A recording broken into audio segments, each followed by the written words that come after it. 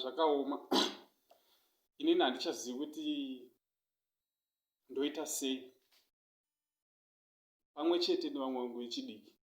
Handichazivi kuti toita sei.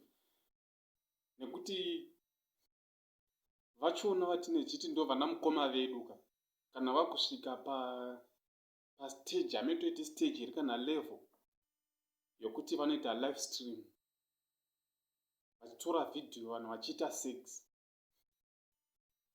Handisi kuziva kuti vanhu vachida kuti tidzidze chii pazviri isusu vapana.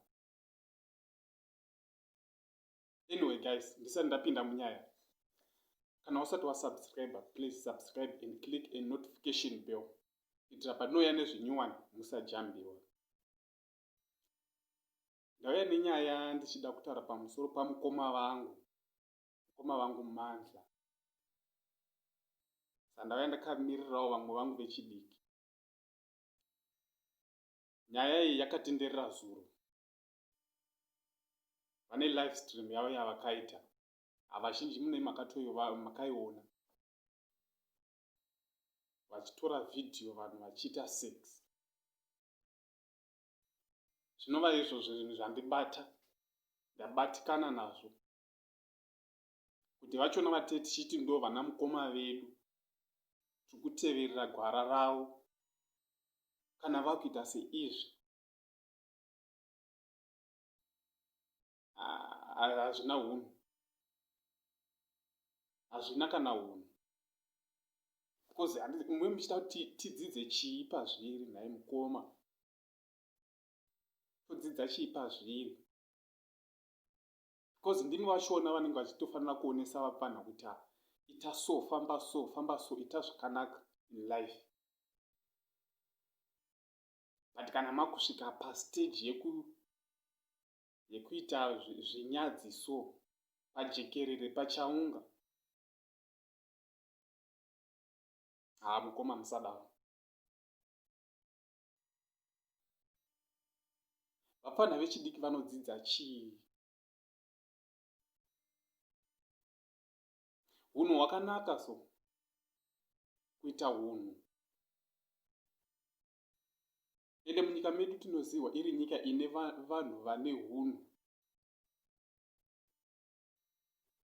Ati kana mukoma vangu vakudai, hazvichabudbo. Hazvibudi. Ende unoshooresa mubereki. Unoshooresa mubereki wako. Mubereki wako anoti chii nazvo? Kutukisa mai. Ndokwaita mukoma vangu. Kutukisa mai, kushooresa mubereki. Anonyarira pai mubereki muchiita zvakadai naye mukoma. Ogototi mwana wangu iyeye. Ndozvo zvimwe zvinokwidza vabereki vedu BP. Inyaya yevana vari kuita zvinhu zvisina hunhu. Because ini ndakatokutarisai naye mukoma Mandla. Ndichiona muri mukoma vangu, ndinofanira kutevedza gwara. Ati kana masvika pastage yekuti munotora vanhu vachiita sex, kutoita live stream yeizvozvo, nevachona vaitorwa vacho, muri vana mukoma, muri pana mukoma navahanzvadzi vangu. Shuwa tinodzidza chii pazviri?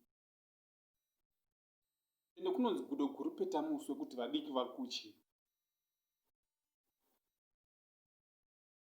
Munogotyiwa sei muchiita zvinhu zvakadai?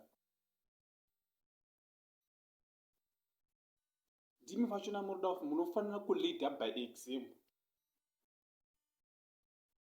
But hey, mukoma musadaro.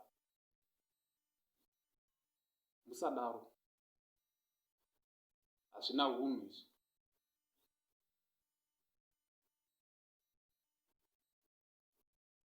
Hunhu hwakanaka. Because ini pane mubvunzo wangu ndepekuti mubereki wenyu achiona izvi otofara ototi mwana wangu. Ngatitehe zvinofadza vabereki vedu,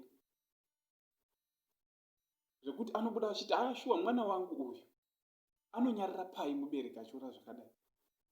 Zvoita sekuti mubereki haana kurayira mwana, but mubereki anenge akarayira mwana, asi mwana otadza kurayirika.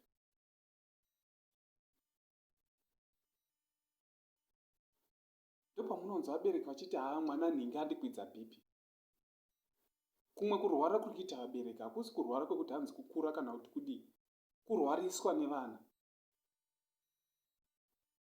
Isusu vechidiki todzidza chii pazviri?